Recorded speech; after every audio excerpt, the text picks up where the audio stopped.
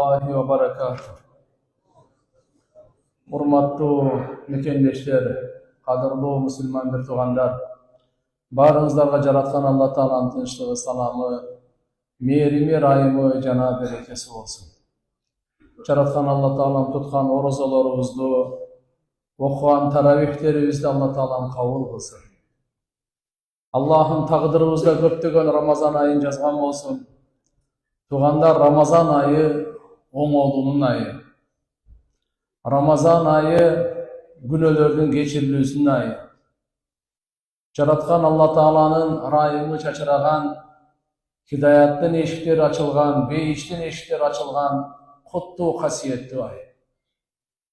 Рамазан айда бардык жакшылык, ийгиликке жете турган ай. Адымдар айтышат, кайсы бир жакшы ишти баштагың келсе, Рамазан айда башла. Куран окуганды баштагың келип атат, зикир кылганды, адалдан ырыскы тапканды, мүнөзүңдү оңдогонду, жана башка канча жакшы иштердин ниетиң бар. Ошолордун бардыгын Рамазан айда бисмилла деп баштап кал. Рамазан айдын касиети менен Кудай кааласа Алла Таала ишин оңуна чыгарат экен.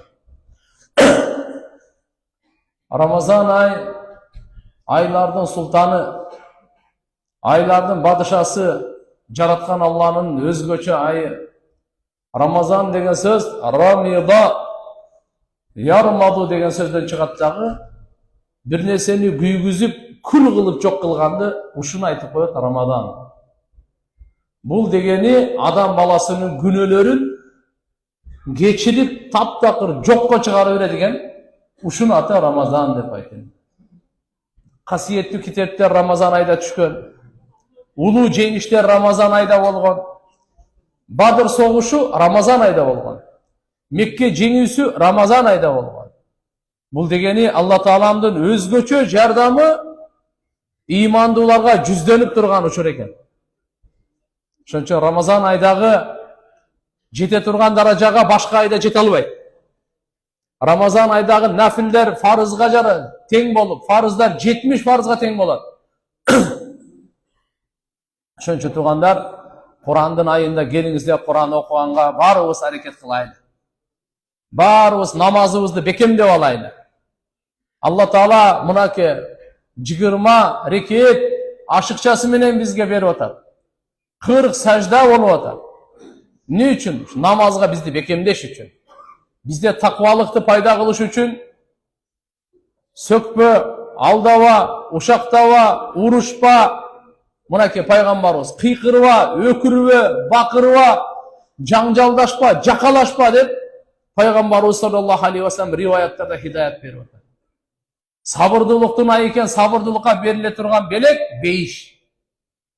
Рамазан ай тарбия кылат адамдын. Кайраттуулукка тарбия кылат, сабырдуулукка тарбия кылат, кичпейилдикке тарбия кылат, чыдамкайлыкка тарбия кылат. Рамазан ай Куранга тарбия кылат, намазга, тааратка тарбия кылат. Жаман сөздөрдү токтогонго, жаман иштерден токтогонго тарбия кылат. Ошон үчүн Рамазан ай күндүзү күн сайын жар салат. Жамандыкты издеген адам, жамандыкты кубалаган адам, токтот де. Ушакчылар ушагыңарды токтоткула. Фитнакорлар фитнаңарды токтоткула. Залымдар зулумдуңарды токтоткула. Көрө албагандар көрө албастыгыңарды токтоткула. Текеберлиңе токтоткула. Жаман жүргөн, жаман сүйлөгөн, жамандык каалаган, токтот жамандыгыңды дейт. Жар салат экен. Алла Таала атайын бир жарчыны дайындап койгон. Эмне деген керемет. 70 000 периште сизге дуа кылып атат. 70 эмес, 70 000 периште. Таң аткандан күн батка чейин үзгүлтүксүз дуа кылат. Сиз дуа кыласызбы, кылбайсызбы билбейбиз, бирок сизге дуа кылат, карачы. Эми биз дуа кыла турган болсо, канча деген Алла Таалага дуабыз жетет. Алла Таалам канча ыраазы, канча сүйүнөт. Туугандар, дуа тамаша амал эмес. Дуа менен Алла субхана ва таала ааламдагы өтө чоң иштерди. Муса пайгамбардын бир дуасы менен 1.600.000 тегерегиндеги Фираудун аскери жок болгон. Бир дуа менен. Пайғамбар саллаллаху алейхи ва салламның bir дуасы менен манжаларынан су шыққан, манжаларынан соққан. Дуа жөнөкөй емес. Дуаға пайғамбарымыз айтты: "Ад-дуа хуал ибада." Дуа бұл ибадат. Біздің динімізде дуа қылу ибадат. Ибадаттың соңы жазылады. Дуа жөнөкөй нәрсе емес. Жөнө тілек қойдық, сұрап қойдық. Жоқ, бұл ибадат бұл. Мухул ибада. Жөнөкөй ибадат емес, ибадаттың қаймағы, маңызы, чучугу. Ошон үчүн алымдар айтат: дуа менен жеткен даражаға ибадат менен жете албайсың.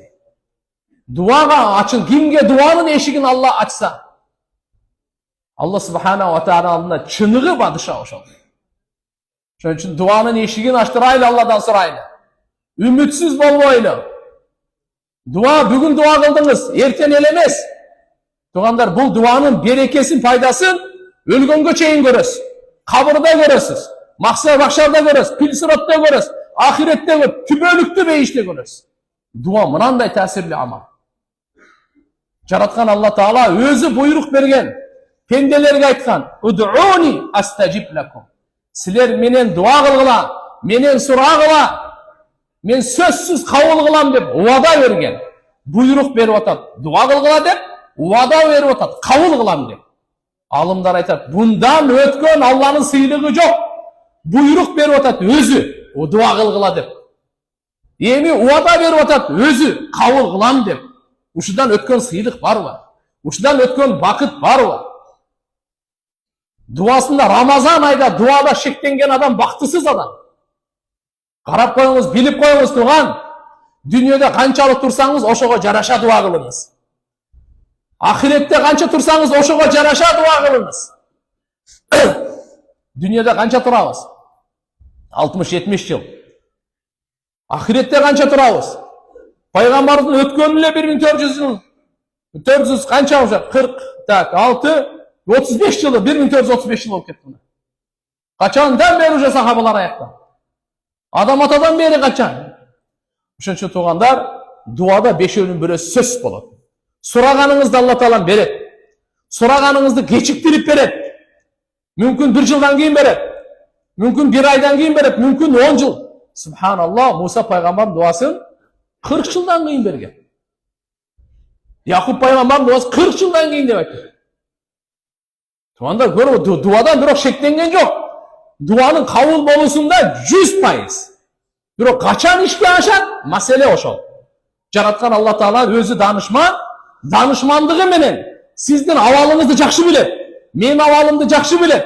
Ошого жараша Алла субхана ва тааля дуаны ишке ашырат. Ошон үчүн кээде сураганыңызды Алла Таалам дароо берет, кээде кечиктирип берет. Кандайдыр пайданын данышмандылыктын негизинде. Үчүнчүсү, сураганыңызды Алла Таалам бербей эле, бирок ошонун ордуна башыңызга келе жаткан бир балени кетирет. Башыңызга келе жаткан 1 айдан кийин боло турган, 1 жумадан кийин боло турган, түндөсү же күндүзү же сапарда келе турган бир чоң балеби же 1 жылдан кийин боло турган. Ошону алса Алла Таала. Ушу дуанын берекесине. Кээде Алла субханаху ва тааладан сурайсыз, сураганыңыздан жакшы нерсени берип коет. Биздин акылыбыз, илимибиз өтө кичинекей. Түшүнүгүбүз өтө чектелген. Алла субханаху ва таала, Аллаху акбар, илими, данышмандыгы, боорукерлиги, чеги жок го, аягы жок.